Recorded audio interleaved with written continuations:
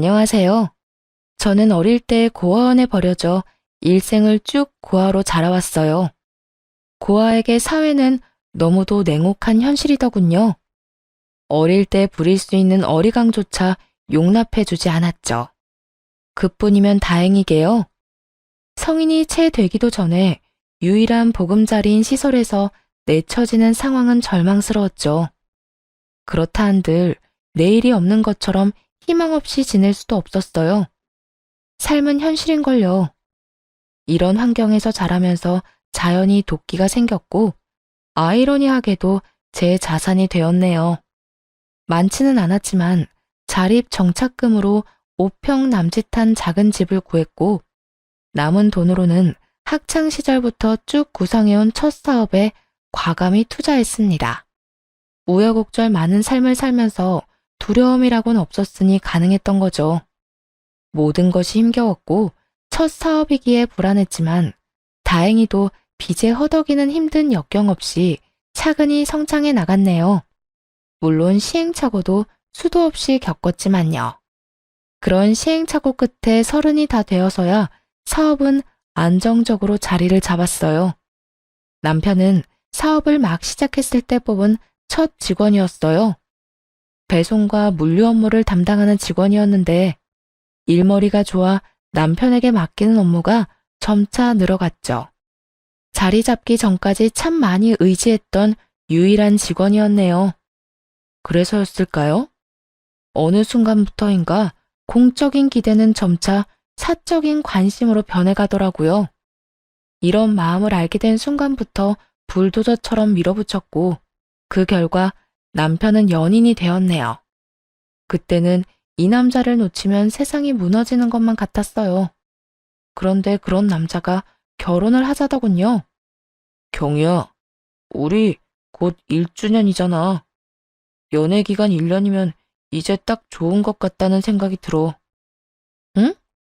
대뜸 무슨 말이야. 설마 1년 연애했으니 연애 휴식기를 갖자. 뭐 이런 말을 하고 싶은 건 아니지? 그럼 나 너무 속상하고 슬픈데? 아니, 연애 휴식기가 아니라 연애는 그만 끝내자. 우리 이제 연애 말고 결혼하자.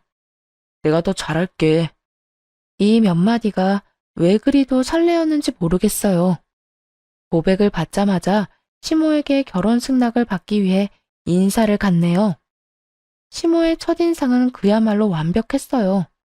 자상하면서도 또 소녀 같은 그런 분이었거든요.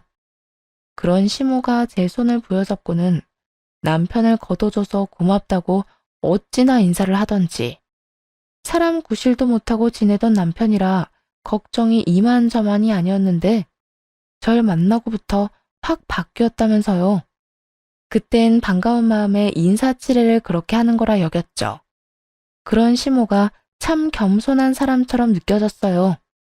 그렇기에 이런 사람들과 가족이 된다는 것이 외로이 살아온 제게 하늘이 주는 선물 같았네요. 경희 씨는 우리 집안의 귀한 사람이야. 내가 정말 딸보다 더 귀하게 대접할게요. 감사합니다. 말씀만으로도 가슴이 벅차요. 저도 부족함 없는 며느리가 되도록 노력할게요. 결혼은 나랑 하는데 왜 자기랑 엄마가 눈이 맞고 그래? 첫 만남인에도 죽이 척척 맞는 우리를 보며 남편은 너스레를 떨며 좋아했어요.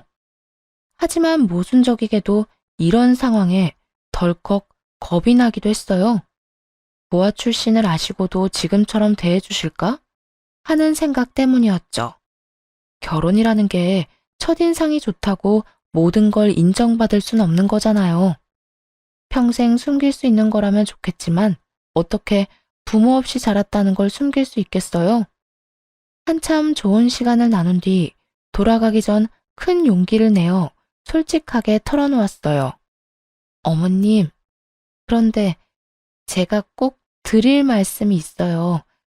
아마 이 이야기를 들으시면 제가 달리 보이실지도 몰라요. 달리 보일 게 뭐 있겠어? 편히 이야기해봐요. 저 고아원에서 나고 자란 고아예요. 낳아준 부모님이 어떤 분인지조차 모릅니다. 그런 저라도 가은 씨와 어머님의 가족이 될 수 있을까요? 시모는 이 말에 놀라 어쩔 줄 몰라 하셨어요. 하지만 놀람도 잠시 시모는 손을 포개어 잡고는 외롭고 힘든 시기를 이겨내고 이렇게 훌륭히 자란 게 대견하다고 다독여주더군요. 네, 시모는 고아 진경이가 아닌 사람 진경이로 봐주신 멋진 분이었어요. 하지만 시댁 식구 전부가 절 마음에 들어하는 건 제 욕심이었나 봐요. 남편의 하나뿐인 동생인 신우는 제가 고아라는 사실을 뒤늦게 알고는 반대했어요.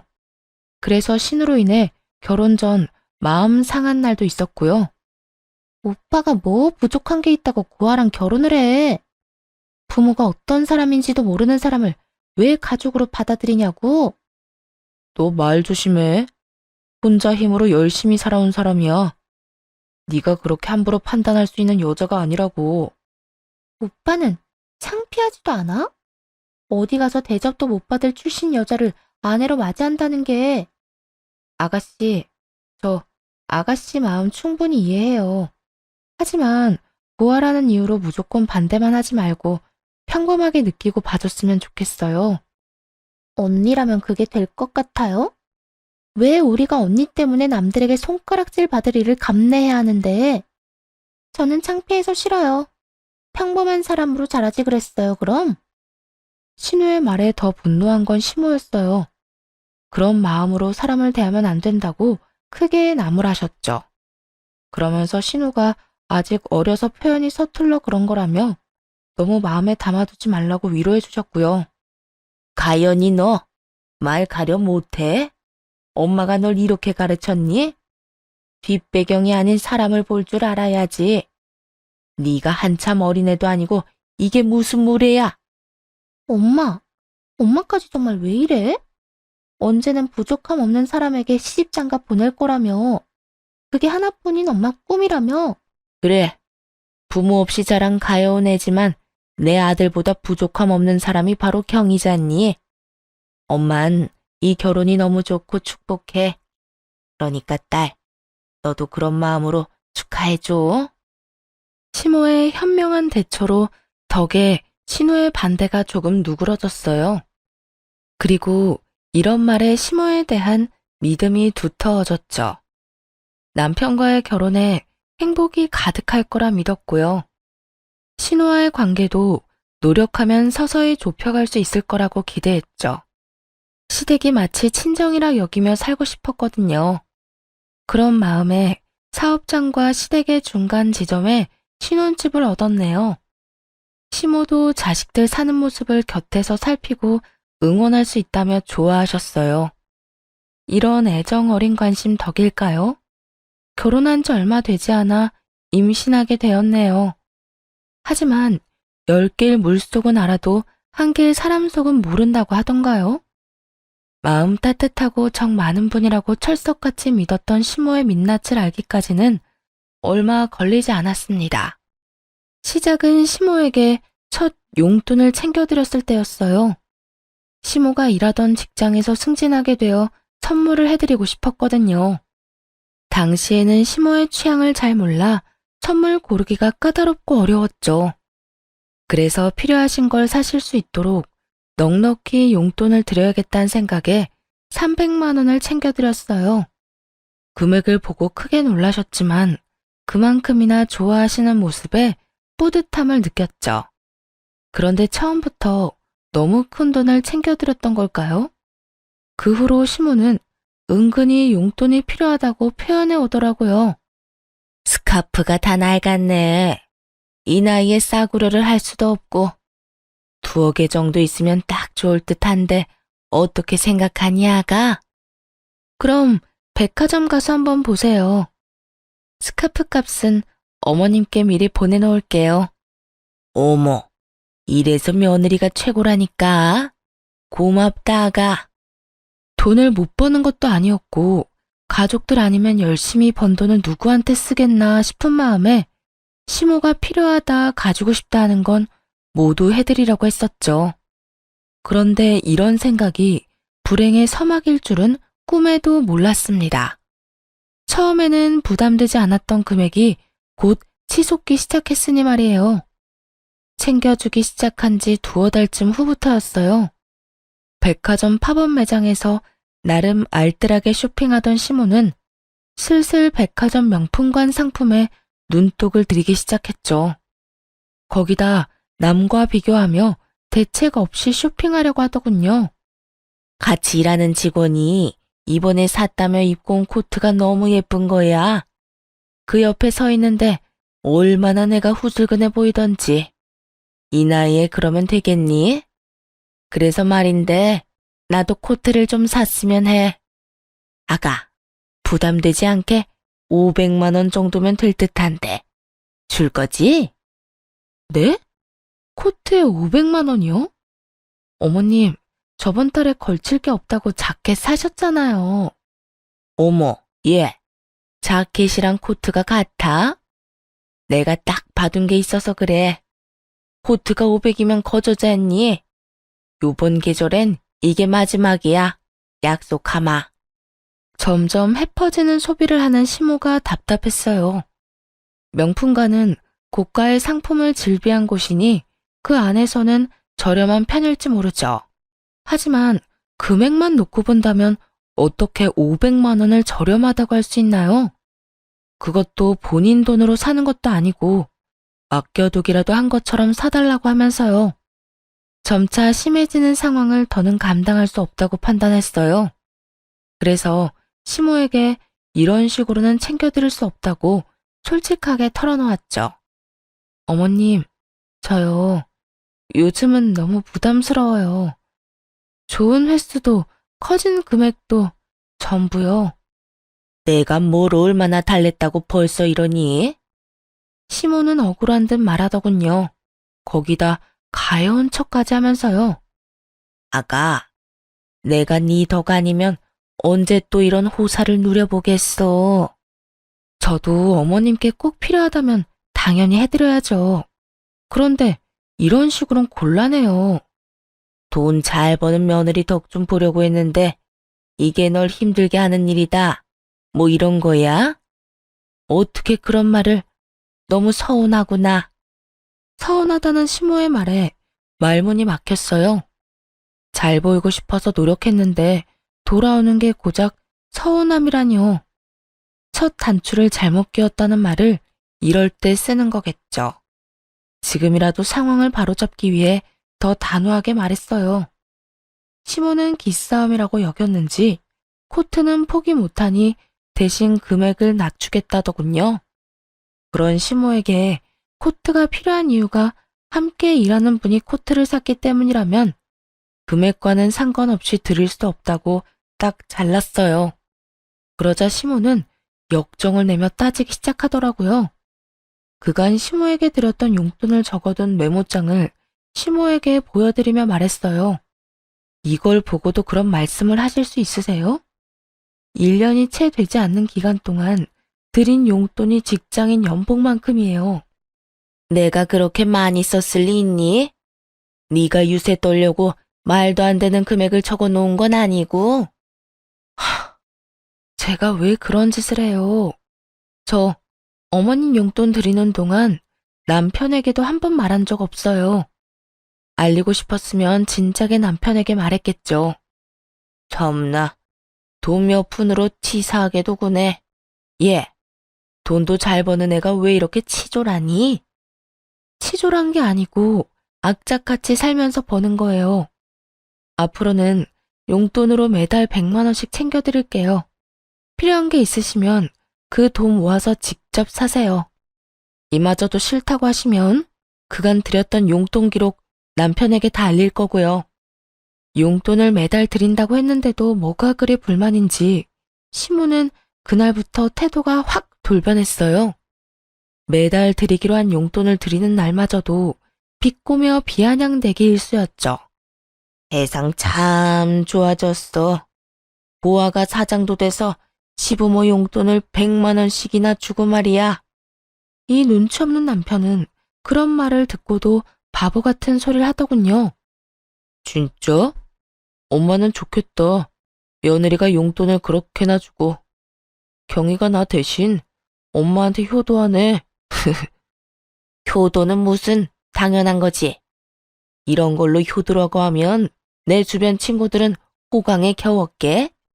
시모의 바뀐 태도에 가끔 시댁에 갈 때면 여간 불편한 게 아니었어요. 시모도 전처럼 살갑지 않으니 좌불안석이었죠.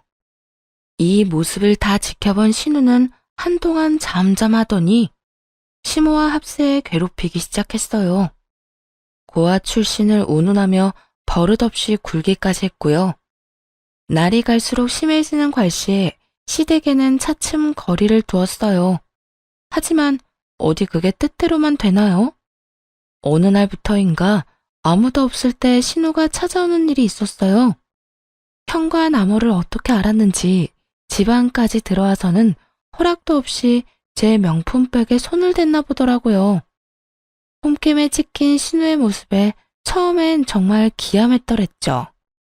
나중에 전후 사정을 들어보니 남편이 현관 비밀번호를 알려준 거더라고요. 버젓이 제 가방을 사용한 것도 모자라 일부러 사용한 티를 팍팍 내려고 한 건지 쓰레기를 담은 채로 가방을 바닥에 아무렇게나 던져놓았더군요. 그 후에 심지어는 명품백을 잃어버리는 일도 있었고요. 신우는 백을 잃어버리고 온 날 이실직고하긴 했어요. 하지만 뻔뻔한 태도에 화가 치밀어 참을 수 없었네요.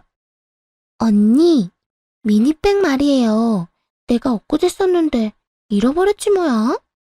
아가씨, 빌려간 걸 잃어버리면 어떡해 해요. 제가 아끼는 백인 걸 알았잖아요. 어쩔 수 없었어. 내 패션엔 그게 딱이었단 말이야. 그런데 왜 그렇게 화가 났어요? 왜 화났냐니요.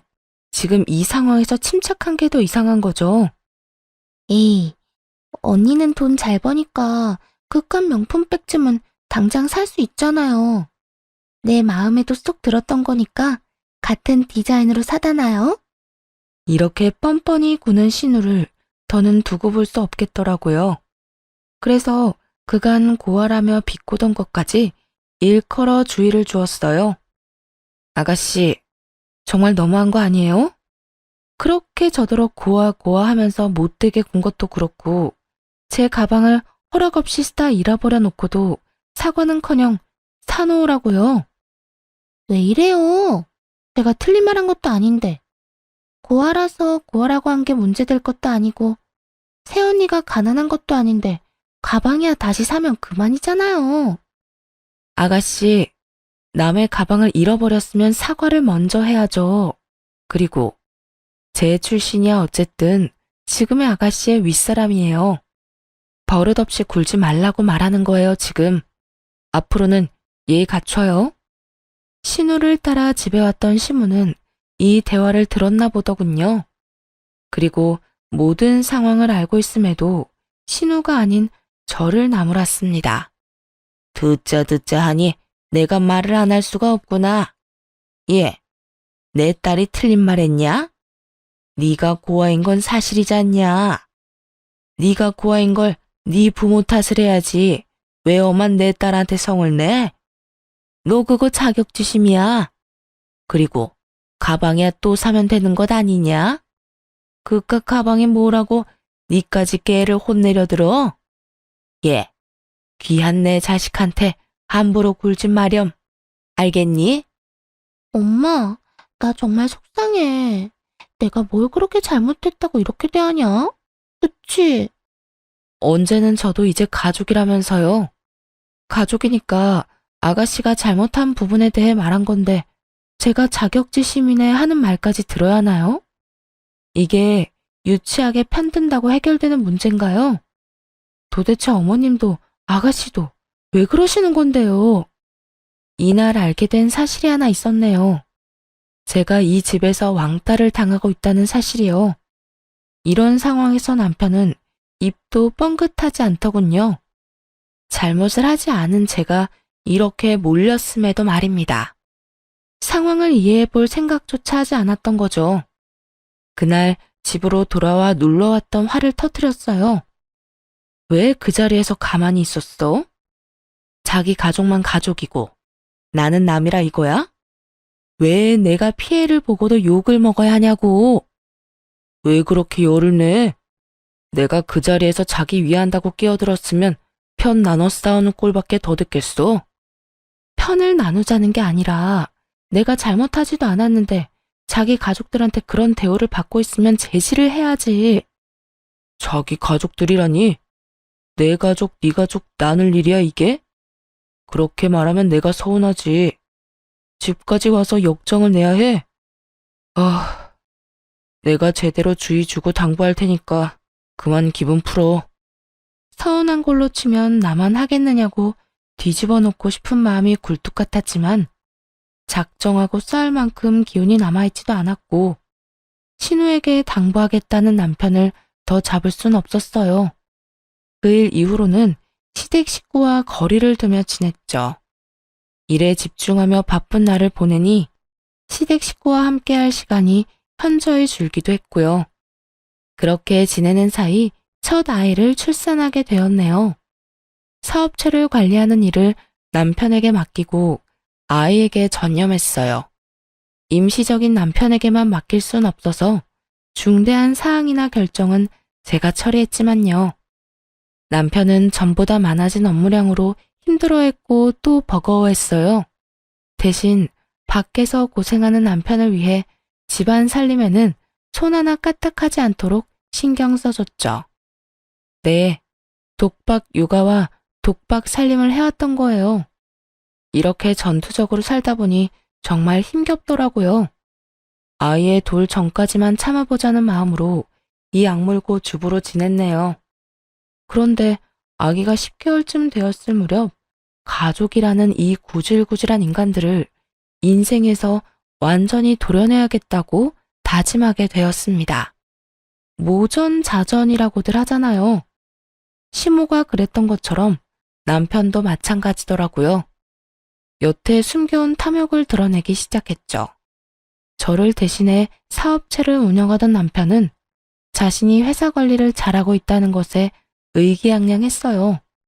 그때까지만 해도 남편에게 깊은 고마움을 느꼈었죠. 자기야, 나 사업이 체질인가 봐. 요즘 일이 재밌다는 걸 느낀다니까. 그렇게 느껴줘서 너무 고마워. 내 몫까지 해주느라 많이 힘들었을 텐데. 오빠가 잘해줘서 나도 내 조를 열심히 하게 돼.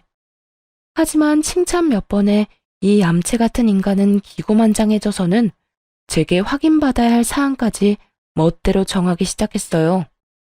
결국 이로 인해 부부싸움까지 잦아진 것은 물론이고 이를 수습을 위해 애를 들쳐업은 채 뛰어다니는 수고를 해야 했어요. 그런데 이 남자 어쩜 이리도 뻔뻔할 수 있을까요?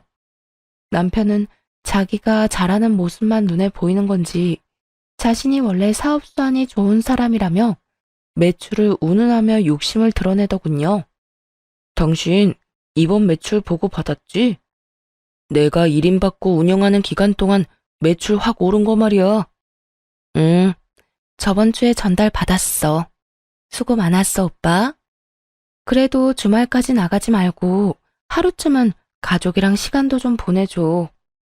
애가 요즘은 부쩍 오빠한테 안 안기잖아. 나도 그러고 싶지. 그런데 잘 된다고 손 놔버리면 망하는 건 한순간이야. 말 나온 김에 하는 말인데 이참에 당신이 쭉 애 보면서 집안일해. 애도 나한테 잘 안 오는데 뭐. 내 내조나 하면서 편히 지내면 되겠네. 회사도 회사 직원들도 그 편이 훨씬 좋잖아. 사장이라고는 해도 당장 일 못하는 당신보다 소안 좋은 애가 나을 것 뻔하고. 이게 무슨 말 같지도 않은 소린가요? 짐작은 하고 있었지만 이렇게 직접 들으니 황당하기 그지없더군요. 눈 한 번 깜빡이지 않고 주접떠는 남편의 모습에 기가 찼어요. 매출이 왜 높아졌는지 그 이유를 정말 몰라? 무슨 말도 안 되는 소리를 그리 정성스럽게 해. 어이가 없네. 착각하지 마. 당신이 능력이 좋아서 끌어올린 매출 아니거든. 그리고 애가 평생 젖먹이도 아닌데 내가 애만 끼고 있을 건 또 뭐야? 정 니일 내일 선 긋고 싶은 거면 앞으로 당신이 주부로 지내면 되겠네. 넌 무슨 말을 그따위로 해? 내가 그간 노력한 수고를 그렇게 무시하고 싶냐? 회사에 도움되는 건 나야. 회사를 차리기만 했지 네가 한 게 뭐냐? 이만큼 키워놓은 건 전부 내 노고잖아. 그렇게 자신만만하면 내 밑에서 일하지 말고 당신 일을 차려서 하지 그랬어? 그럴 배포도 없으면서 이제 와 무슨 헛소리야. 그래서 지금이라도 잘해보겠다잖아. 그런데 아내라는 사람이 이리 해박 놓으면 되겠냐? 나한테 회사 넘기면 엄마나 동생도 널 구하라고 깔보는 짓도 안 할 거 아냐. 되려 너한테 고마움을 느끼고 잘해주겠지. 넌 사업하던 애가 그런 계산도 안 돼? 이게 다 전부 너한테 좋은 일이라는 걸 왜 몰라? 이 무슨 어린애 말장난 같은 소리인가요? 모든 청춘을 쏟아부어 읽어온 제 이름의 사업체에 낯짝 두꺼운 인간이 숟가락만 얹으려는 거면서 말이죠. 마치 자기가 다 이뤄낸 성과인 것처럼 말하는 것도 우스운데 자기 가족을 들먹이며 이제라도 이쁨 받으려면 사업을 넘겨주라뇨? 이러려고 제 모든 걸 걸고 키운 사업이 아닌데 말입니다. 경솔하게 나불거리는 남편의 주둥이에 화가 솟구쳤어요. 당장이라도 이 인간의 머리채를 잡고 싶은 심정이었죠. 본때를 보여줘야겠다는 생각에 집안을 엎으려던 그 순간 도어락 소리가 들리더니 현관이 덜컥 열리더군요. 자칭 제 가족이라는 그 인간들이 집 안으로 들어온 거였죠. 갑작스런 시댁 식구의 등장에 난리치려던 걸 멈추었어요. 어머님, 아가씨, 갑자기 연락도 없이 집에는 무슨 일이세요? 내가 불렀어. 타이밍 딱 맞춰 잘 왔네. 갑자기 그게 무슨 말이야? 나한테 언질도 없었잖아. 가족이 집에 오는데 꼭 말을 해야 해. 이 중대한 사항을 우리 둘의 의견으로만 결정할 순 없잖아. 그래서 가족 회의를 좀 해볼까 싶어서 불렀지. 놀러 오라더니 어떤 중대한 사항? 너희 무슨 일 있는 거니? 저는 물론 시모와 신우까지도 가족 회의라는 소리를 듣고 당혹스러워했어요. 남편만이 아랑곳 않고 말을 이어갔죠. 오늘 가족 회의 주제는 자신이 사업체를 넘겨받아 운영하는 것에 대해서라더군요. 이 말을 들은 시댁 식구는 눈빛이 싹 돌변하더라고요. 이렇게 뜸들일 게 아니라 어서 앉아 이야기를 나누자는 듯 손짓하며 자기들은 자리에 앉고 저더러는 과일을 좀 내오라는 시모. 그리고 신나서는 그 뒤를 따르는 신우까지. 그렇게 얄미울 수가 없었죠. 대충 과일을 챙겨가 앉자 남편이 입을 열었어요. 내가 경희사업체를 이름받아 운영하는 동안 매출이 많이 올랐어. 그래서 이참에 내가 일을 아예 넘겨받았으면 해. 경희는 나와 다른 생각이고. 다른 생각이라니? 남편이 일에 전념하겠다는데 반대라도 했단 거야? 이런 거면 당연히 네가 사업체 관리를 이어가야지. 어머님, 제 사업체예요. 이런 주제로 가족회의를 한다는 것조차 말이 안 된다고요. 오셨으니 그냥 편히 쉬다 돌아가세요. 어머, 얘, 말이 왜 안 되니? 막말로 고아가 사장인 건 말이 되니? 그런 사업은 어딜 가나 길을 못 펴요. 이참에 넌 네 애나 잘 키워보렴. 사업체도 키워봤으니 애는 더 잘 키우겠지. 남편 하는 일에 여자가 나서면 부정 타는 거야. 언니, 막말로 애가 이렇게 어린데 나가서 일을 하겠다는 건 애까지 힘들게 만드는 거잖아요. 그냥 오빠랑 엄마 말처럼 사업 넘겨요. 역시 엄마랑 가연이는 머리 회전이 빠르다니까. 다수결로 이미 정해진 거나 다름없네. 자기야, 그만 고집 부리자, 응? 저와도 가족이라던 사람들은 어디 갔나요? 자기들끼리 손을 마주잡고 호들갑을 떨어대더군요. 말도 안 되는 걸로 가족회의를 한 것도 모자라 마치 제가 고집을 부리고 있는 모양새로 만드는 것이 참을 수가 없었어요. 단전에서부터 펄펄 들끓는 무언가가 치솟았고 약간의 이명을 느끼면서 이성을 잃고 고함을 쳤습니다. 이게 가족이에요? 자기들끼리 작당 모의해서 나 하나 쫓아내는 게 무슨 가족이냐고. 어머 얘가 왜 이래? 수작질이라니. 우리가 무슨 수작을 부렸다는 거니? 이게 수작이 아니면 뭔가요? 분명히 해두는데 내가 그 회사 사장이에요. 당신도 똑똑히 기억해. 그 회사에 다닐 수 있던 건 고용주인 내가 당신을 고용해 주었기 때문에 가능했던 거라는 걸. 자기 정말 미쳤어? 지금 위치가 어떤지 가늠이 안 가? 집에만 있더니 감이 떨어진 거냐고. 지금 그 회사의 실세는 나야. 실세? 미친 건 오빠 너겠지. 클릭 몇 번이면 실업자 되는 거 순간이야. 가족회의를 빙자한 수작질 작작하고 그만 돌아가세요. 당신도 나가. 이 집에서 당장 나가. 그날 그렇게 유일한 가족들을 집에서 내쫓았네요. 가족이라는 이유로 제 모든 걸 망치는 그 인간들을 두고 볼 수 없었으니까요. 그 후 남편 모르게 변호사를 통해 이혼을 준비하기 시작했어요. 이때만 해도 고부 갈등으로 이혼하는 식으로 계획했었죠. 그간 고아라는 이유로 괴롭혀온 시댁의 행실을 곱게 넘어가주고 싶지 않았거든요. 남편 역시 시모와 신우랑 하등 다를 것이 없었잖아요. 연애할 땐 고아가 대수라는 듯 대했지만 막상 결혼하고 나니 제가 고아라는 사실이 팩트라는 인간이니 말입니다. 사업을 하면서 생긴 성견지명 덕에 괄씹었던 내내 차곡차곡 모아둔 증거들이 수두룩 빽빽했어요. 그러니 이혼 계획도 수월하게 준비할 수 있어 어려움도 없었죠. 이혼 소송은 꽤 기간이 필요하다고 하기에 그동안은 남편이 덕본 것들을 하나씩 차근히 빼앗아 오겠다 마음먹었어요.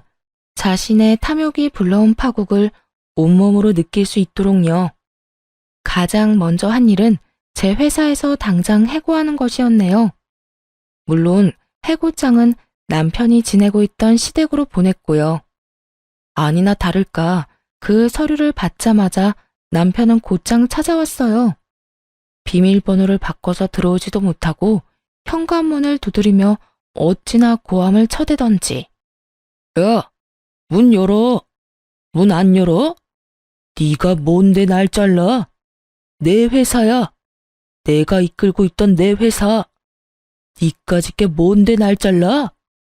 가소롭기 짝이 없었죠. 그 인간에게 대꾸하기 위해 인터폰을 눌렀어요. 네 회사? 주제 파악을 여전히 못하네. 잠깐 사장실에 엉덩이 좀 걸쳤다고 진짜 네 거라도 된 줄 알아?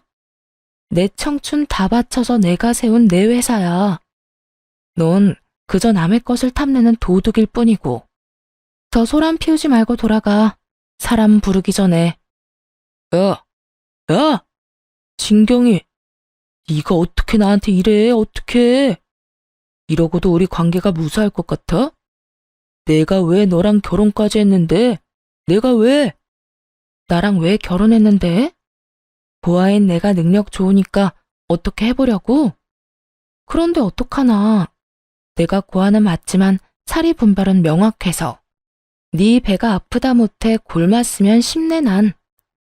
남편은 그 뒤로도 한참을 소란을 피웠고 결국 경비손에 이끌려 단지 밖으로 쫓겨났어요.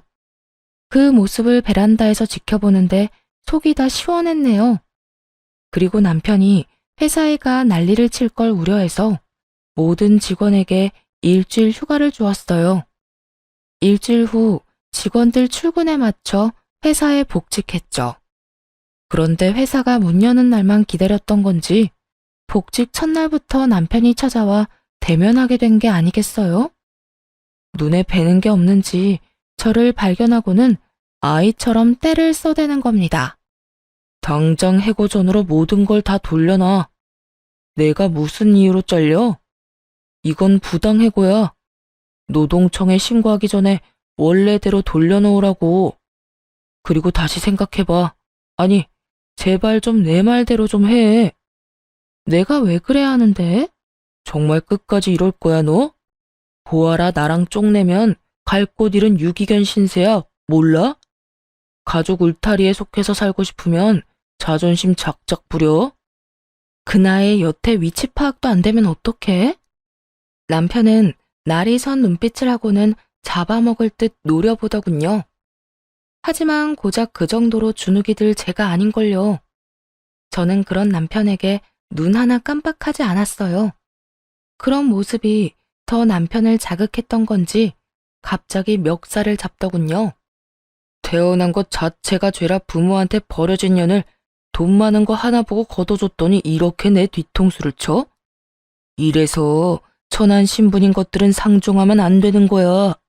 너처럼 은혜를 원수로 갚으니까. 모욕적인 말을 쏟아내기 무섭게 우리에게 다가온 한 중년 여성으로 인해 마찰음과 함께 남편의 고개가 돌아갔습니다. 남편은 그 힘 때문에 제 멱살을 잡고 있던 손까지 놓치며 휘청거렸죠. 그 여성은 벙친 남편을 향해 삿대질까지 해대며 분개했어요. 한낱 벌레만도 못한 너 따위가 뭔데 내 딸을 함부로 대해? 네가 뭔데? 내 딸 인생엔 그 누구도 관여할 수 없어. 그게 부모인 나라고 해도. 그런데 감히 니깎게 내 딸을 모욕한 것도 모자라 멱살까지 잡아? 누구세요? 진경이, 이 사람 누구야? 누군데 내 뺨을 갈기는데? 나? 내 딸한테 빌붙는 쓰레기 치우러 온 사람이다. 왜? 앞에서 말한 것처럼 저는 부모 얼굴도 모르고 자랐어요. 그랬죠. 그런데 기적처럼 1년 전 저를 버린 엄마와 연락이 닿은 일이 있었거든요. 물론 처음엔 믿지 못했어요. 아니, 믿고 싶지 않았습니다. 나를 등진 부모와 마주한다는 건 평생을 홀로 자라온 외로움보다 더 두렵게 느껴졌으니까요. 하지만 버린 이유는 궁금하더군요. 몇 날 며칠을 연락해 딱 한 번만 만나고 싶다고 애원하는 엄마의 모습에 스스로 여러 핑계를 대며 만나러 갔었죠. 그때 왜 버려질 수밖에 없었는지 그 이유에 대해 전부 알게 되었고요. 사실 널 혼전 임신으로 가지게 됐었어. 그래서 미련한 내가 널 지킬 힘이 없었다. 엄격한 집안이라 혼전 임신 자체를 용납하지 못했으니까 말이야. 물론 네 친아빠와도 결혼은커녕 강제 이별까지 하게 됐었어. 미안하다. 엄마가 엄마답지 못했어. 엄마의 부모이자 즉 제 조부모님의 완강한 반대로 인한 버려짐이었어요. 제 친부의 생사조차 모르는 엄마가 가여울 뿐이었습니다. 엄마는 저를 고아원에 버린 그날 자신이 완전히 독립해서 누구에게도 휘둘리지 않는 주체적인 삶을 살겠다고 다짐했다더라고요. 그리고 그 후 이 악물고 살며 사업을 일궜고 해외 공장까지 두게 된 성공한 CEO가 될 수 있었다고요. 어쩌면 제가 엄마를 많이 닮았던 건지도 모르겠네요. 엄마는 조부모의 품에서 벗어난 후 저를 찾아 나섰지만 꽤 흘러버린 세월에 딸을 다시 찾는 게 쉽지 않았다고 해요. 하지만 저를 찾겠다는 일념으로 많은 비용을 써가며 백방으로 찾아다녔고 그 덕에 이렇게 재회할 수 있게 된 거였죠. 엄마는 이제라도 그동안 못해준 것을 해주며 저를 위해 살고 싶다며 눈물로 호소했어요. 경이야, 이 못난 엄마를 용서하라고 하지 않을게. 제발 네 곁에서 챙겨줄 수 있기만 해주면 안 되겠니? 이제 와서 절 챙겨준다고 뭐가 바뀌나요? 엄마라곤 하지만 당신은 제게 그저 낯선 사람일 뿐이에요. 버릴 수밖에 없다고 생각했던 그때 날 좀 가엾게 여겨주지 그랬어요. 무슨 수를 써서든 품어야겠다고요? 지금 말고 그때 날 책임져야겠다는 그런 포부를 좀 갖지 그랬어. 하지만 당시엔 원망과 깊은 상처로 엄마라는 존재를 거부했어요. 그렇기에 남편에게조차 친모를 만났었다는 사실을 밝히지 않았고요. 그리고 그 한 번의 만남 이후엔 만나려 하지 않았죠. 그러나 저 역시도 한 아이의 엄마잖아요. 아이가 크는 모습을 보며 많은 생각이 들더군요. 내 부모도 내가 커가는 모습을 보면 얼마나 좋아했을까? 나처럼 이렇게 행복하다고 느꼈을까? 하는 생각들요. 그러다 보니 서서히 엄마의 마음도 이해하게 되더라고요. 이제라도 내게 모든 걸 해주고 싶다는 그 마음 말입니다. 남편의 뺨을 대차게 날리던 그날은 엄마의 마음을 받아들이기로 결심하고 먼저 연락을 해 엄마와의 약속을 잡은 날이었어요. 사업을 한다는 걸 알고는 이 부분에서 도움을 주고 싶어 하셨거든요. 이런 사실을 알 리 없는 남편은 제 엄마를 앞에 둔 것도 모르고는 보아 운운하며 막말을 해댄 겁니다. 그날 엄마는 제 묵은 체증이 싹 가실 정도로 남편을 짓밟아 주었네요. 버러지만도 못한 놈, 인간 같지도 않은 네 놈이 내 딸에게 무슨 행패야? 내 딸 사업체를 탐낸다던 놈이 너지? 다시는 그런 꿈도 못 꾸게 해줄 테니까 각오해. 당신이 뭔데? 자식 버리고 떠난 사람도 부모라고 이제와 부모 행세야? 누가 그런 말하면 겁이라도 먹을 줄 알아? 겁이라고 했니? 너야말로 지금부터 겁먹어야 할 거야. 네가 이 회사에 다니면서 저지른 만행이 다 까발려질 테니까. 엄마의 말에 한 남자가 서류 봉투를 들고 들어왔어요. 그 서류에는 남편이 제 회사를 운영하는 동안 저질렀던 일들이 빼곡했죠. 엄마, 그 서류에 적힌 게 사실이에요? 야, 진경이 널 버리고 이날 이때껏 모르고 산 사람이야. 저 사람 말을 믿는 거야? 네 가족은 우리뿐이잖아. 나를 믿어야지. 내가 그런 거 할 사람으로 보여? 어? 증거라면 얼마든지 보여줄 수 있어. 이곳에서 벌인 일이니까. 하늘을 손으로 가린다고 그 하늘이 가려지는 줄 알아? 오래 일한 직원들만 골라 임금 체불한 걸 평생 숨길 수 있는 짓이라고 생각했나 보지? 야가 빠진 네 놈이 고작 쓴 머리가 직원들과 내 딸의 돈독한 사이를 이용하는 거였다니. 직원들이 쓴 탄원서가 있다는 건 아나 몰라? 이래도 벌레 같은 네 놈이 부당해고를 당한 건가? 이런데도 네가 내 딸의 회사를 운영할 자격이 있느냐고. 남편은 이 모든 사실이 까발려지자 아연실색했어요. 곧이어 좀 전에 들어왔던 남성이 이번엔 또 다른 서류 봉투를 건넸어요. 그 봉투 안에는 엄마의 말대로 오래도록 함께 해온 직원들이 한자 한자 눌러 쓴 탄원서가 가득했어요. 그걸 보자마자 부들부들 떨리는 손을 힘껏 올려 남편의 얼굴을 내리쳤습니다. 파렴치한 놈, 어떻게 이럴 수 있어? 체불한 임금으로 설마 네 배를 불렸니? 어? 그 돈 다 어떻게 했어? 다 어쨌냐고? 남편은 자신의 만행이 탄로 나니 곧바로 꽁무니 빠지게 도망을 쳐버렸어요. 엄마는 제 사업체를 돕기 위해 이전부터 많은 것을 조사했었고 그 과정 중 남편의 만행까지 알게 되었던 거였더라고요. 엄마의 말에 의하면 남편은 야금야금 떼간 직원들의 월급으로 시댁의 대출을 갚아준 것 같다더군요.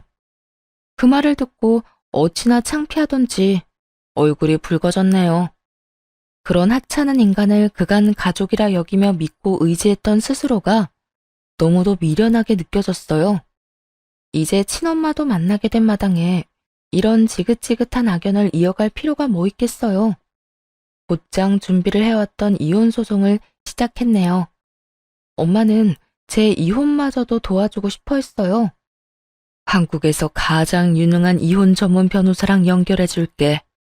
비용도 엄마가 전부 대줄 거니까 넌 미련 없이 정리하는 것에만 집중하렴. 엄마, 괜찮아요. 내가 알아서 해. 나도 엄마만큼은 아니지만 능력 있어. 이미 함께 준비해오던 유능한 변호사도 있는걸요. 최고의 변호사라 할 만큼 유능한 변호사와 이미 이혼 준비를 해왔던 터라 엄마의 도움은 만료하고 그분과 이혼 소송을 이어나가기로 했어요. 남편은 뒤늦게 이혼 소장을 받고는 엄마가 있을지 모르는 회사 대신 집으로 찾아왔더군요. 그래서는 고작 한다는 말이 저와 살며 엄청 고생했다는 푸념이었죠. 아이 이야기도 전혀 없었네요. 너 나한테 어떻게 이래? 우리가 가족으로 거둬둔 아량은 생각도 못해? 이깟일로 이혼 소송? 너 진짜 미쳤어? 이깟일? 그럼 어떤 일로 이혼을 해야 하는데? 너나 네 식구는 내 가족이 아니라 그냥 나한테 물의배일 뿐이야. 이렇게 왔으니까 내 입으로 말할게. 우리 이혼해. 너랑은 이제 하루도 엮여있고 싶지 않으니까. 야, 내가 너랑 살면서 얼마나 고생을 했는 줄 알아? 너 내가 고생한 걸 알면 이렇게는 못해. 사장을 아내로 둔 내 서름을 네가 알아? 아냐고. 새삼스럽게 내가 사장이라 결혼한 거 아니야? 선택은 네가 해놓고 이제 와서 왜 이래 찌질하게. 그 서름 이제 훌훌 털면 되겠네. 나랑 이혼하고. 야, 진경이, 너 이제 네 엄마 만났다고 눈에 뵈는 게 없냐? 내가 그깟 회사 좀 넘겨받는 게 그렇게 싫어? 이런 이혼 소송 수작까지 부릴 만큼? 진짜 찌질한 건 내가 아니라 너지. 더 말 안 해. 이혼 소송 당장 취하해. 남편은 자신이 뭘 잘못했는지조차 모르고 있었어요. 이혼하면 그간 누렸던 것들을 못 누릴까 그게 염려되어 난리를 쳐대는 것 같았죠. 이혼 소송 취하하라며 뻔뻔하게 나오는 남편을 보고 있자니 내 돈이 아쉽긴 했나 보네 하는 생각이 들더군요. 취하는 무슨, 하루빨리 소송이 끝나길 바랄 뿐인걸요. 오히려 변호사에게 연락해 남편에게 10원도 넘겨주지 않게 해달라고 했네요. 시모는 이혼 소송이 진행되고 있다는 사실을 늦게 알았는지 시간이 지나고서야 찾아와선 들들 볶아댔어요. 아가, 너 정말 이혼을 할 참이야? 네가 정말 정신이 나간 거니? 고아인 네가 우리 아들을 버린다는 게 말이나 되냐? 응? 그래, 새언니, 진짜 이성적으로 생각을 좀 해봐. 우리같이 고아인 언니를 받아줄 사람이 또 어딨어? 설마 돈 좀 있다고 남들이 다 우리처럼 호의적일 줄 아는 건 아니지? 이 나이에 고아로 자랐다고 차별하는 사람 만나는 게 더 드물다는 거 모르세요? 제가 고아라고 써붙여 다니면 몰라도요. 그런 되지도 않는 걱정 말고 찾아오지 마세요. 곧 이혼 소송도 끝날 것 같으니까요. 이 인간들은 이혼 소송 끝날 것 같다는 말에 소스라치게 놀라서는 발등에 불 떨어진 양 난리를 쳐댔습니다. 넌 정말 끝까지 마음에 드는 구석이라고는 없구나. 다 끝날 것 같으면 이혼 그까짓 거 하렴. 나라고 고아인 네가 마음에 들어 잡아두려던 건 아니니까. 예, 부부는 공동재산인 거 알지? 재산 분할 제대로 해. 그래, 이혼 그깟게 뭐 흠이라고. 우리 오빠가 언니 대신에 회사 운영했던 몫까지 톡톡히 내놔요. 우리 오빠가 고아인 언니 데리고 살던 것까지 다 돈으로 갚으라고요. 그 밥에 그 나물이라더니 어쩜 남편이고 시댁 인간들이고 이리도 똑같을 수가 있는지 신기할 정도였네요. 재산 분할을 물고 늘어지며 한 푼이라도 더 떼가려고 혈안이 돼서는 그 이후에도 한참이나 찾아와 괴롭혀댔으니 말입니다. 하지만 제 목표는 이 쓰레기만도 못한 인간들에게 티끌만큼의 돈도 주지 않는 거였죠. 재산 분할은커녕 오히려 시모와 신우가 절더러 고아라고 무시하고 헐뜯었던 것과 그걸 보면서도 남편이 방임했던 태도, 그리고 남편이 제 재산을 탈취하려던 의도와 함께 직원들의 임금 체불과 그를 사적으로 활용한 것까지 얹어서 이혼 소송은 승소의 기쁨을 안겨주며 끝났네요. 그뿐이겠어요. 시댁의 못된 행실들 덕에 위자료까지 최대로 받을 수 있었답니다. 다 제가 읽어온 것이니 공동재산이랄 것도 없어 분할할 이유조차 없었고요. 그러나 이대로 끝낼 인간들이 아니었어요. 어떻게든 괴롭힐 요량으로 시모와 신우까지 합세해서는 양육권을 들먹이며 소송하겠다고 난리를 쳐대더라고요. 양심도 없는 년, 낯짝이 두꺼우니 이렇게 사람 물을 먹이지? 너 같은 것이 애를 키울 자격이나 있는 줄 아냐? 양육권 내놔, 양육권. 그 돈이라도 받아먹게.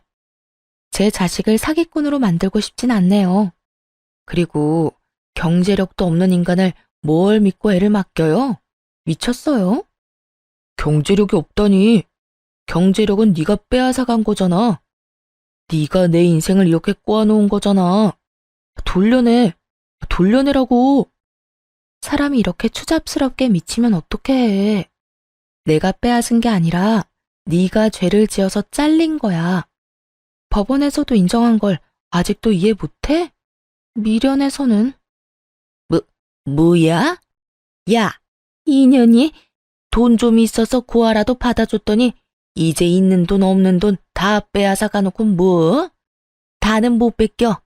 내 손주라도 데리고 올 거야. 그런 줄 알아? 해보세요, 어디. 경제력도 없고 주 양육자도 아닌 남편이 뭘 할 수 있을지 저도 궁금하네요.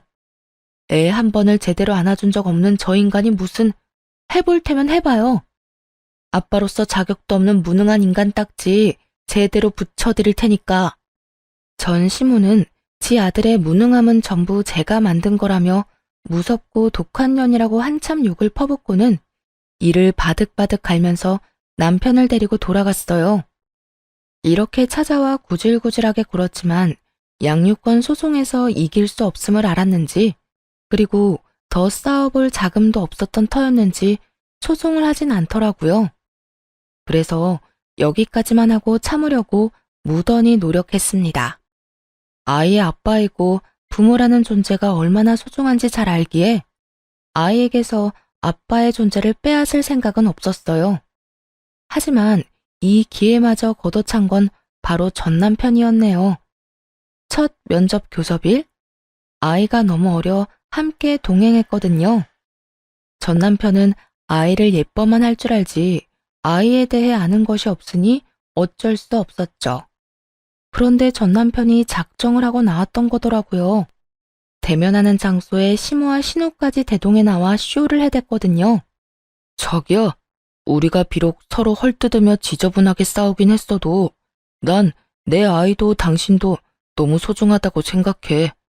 그래도 가족으로 얽혀 함께 나눈 정이 있는데 이렇게 허무하게 우리의 관계를 정리할 순 없잖아.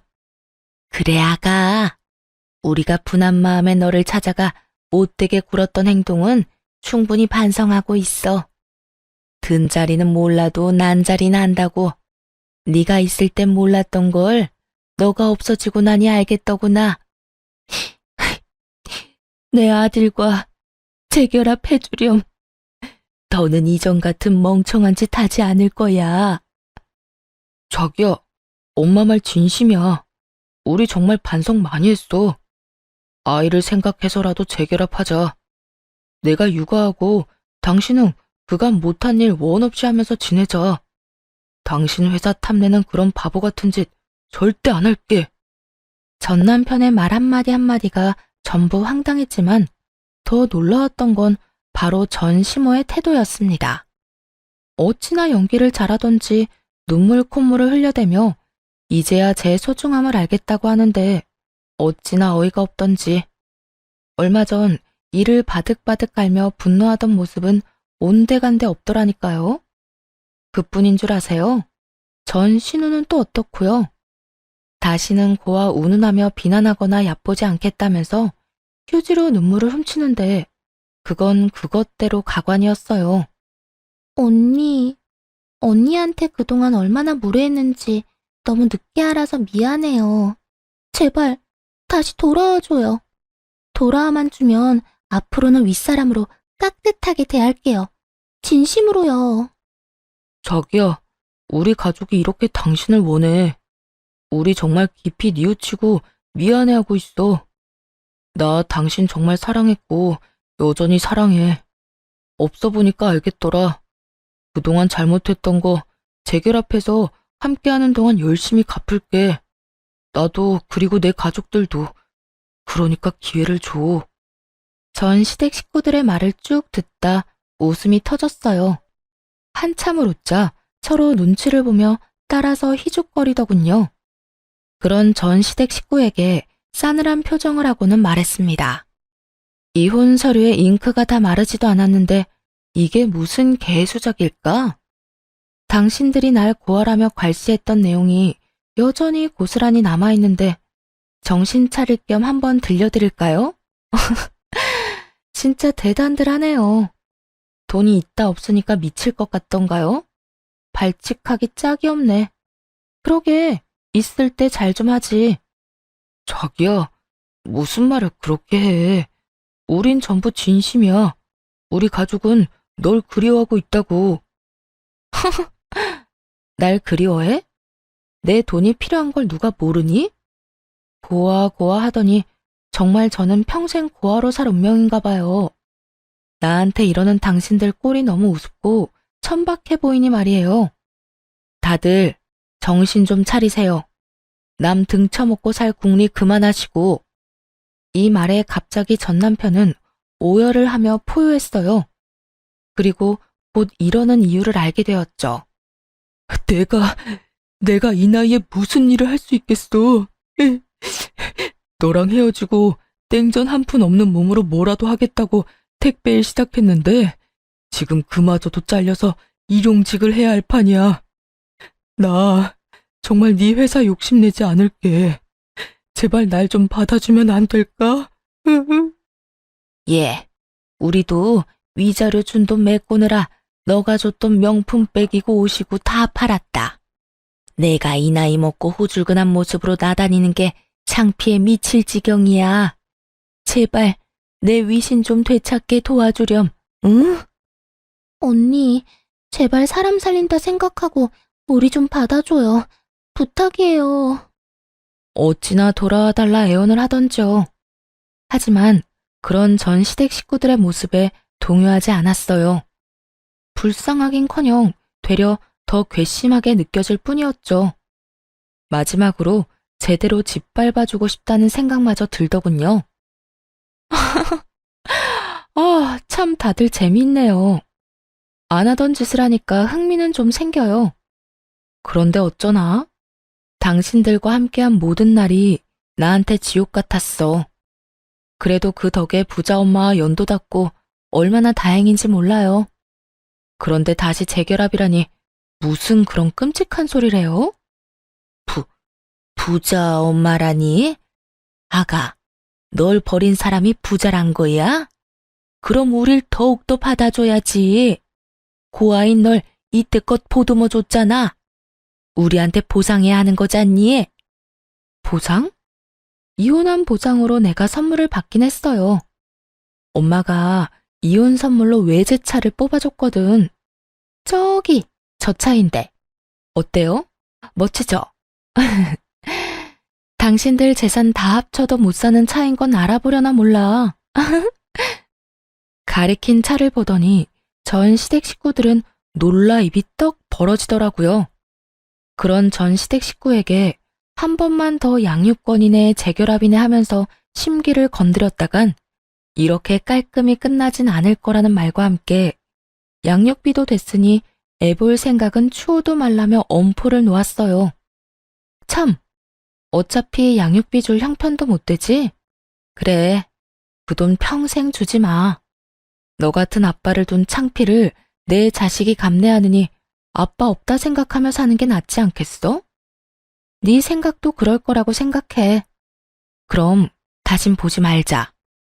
제 말 허투루 듣지 마세요. 예, 아가, 안 된다. 그냥 이렇게 가면 안 돼. 제발 이렇게 모질게 굴지 말아주렴. 제발.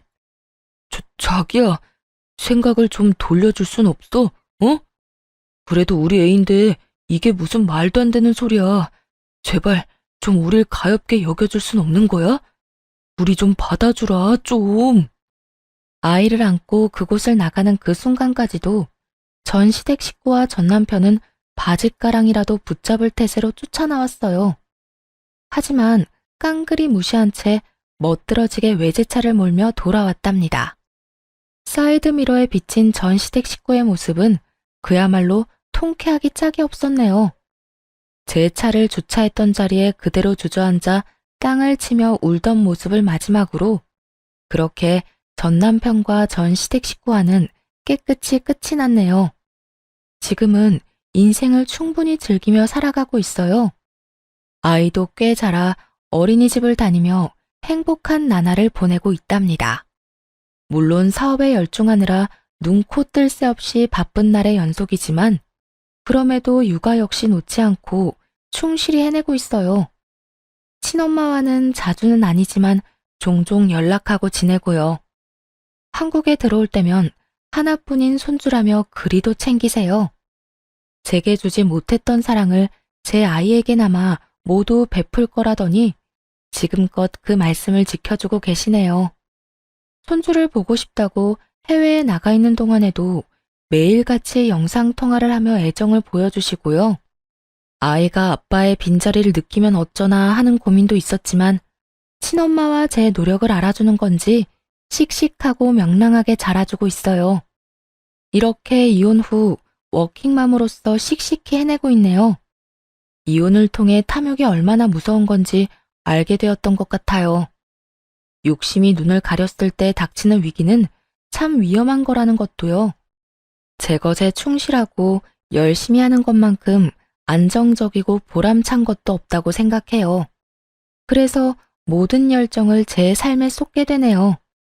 앞으로도 지금처럼 저와 제 아이에 집중하며 우리 가정의 행복을 위해 살려고요. 한부모 가정이기는 해도 아이에게 그늘이 생기지 않도록 모든 사랑을 다 줄 생각이네요. 그렇게 소중한 제 아이와 저 자신을 지킬 거예요. 사연을 들어주신 많은 분께 감사한 마음 전하며 이만 마칩니다. 좋은 날 되세요.